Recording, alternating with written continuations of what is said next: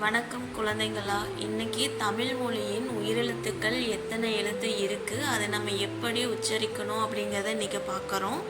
ஆயுதெழுத்து எத்தனை இருக்குது, அதையும் நம்ம எப்படி உச்சரிக்கணும் அப்படிங்கிறத நம்ம பார்க்குறோம். அதில் எத்தனை எழுத்துக்கள் இருக்குது அப்படிங்கிறது பார்க்கலாம். ஃபஸ்ட்டு வந்து பார்த்தீங்கன்னா அ ஆ, இ ஈ, உ ஊ, எ ஏ, ஐ, ஓ ஓ, ஆவ். இந்த 12 எழுத்துக்கள் தமிழ் மொழியின் உயிரெழுத்துக்கள் அப்படின்னு சொல்கிறோம். இது ஒவ்வொன்றும் ஒவ்வொரு சவுண்டில் வரும்.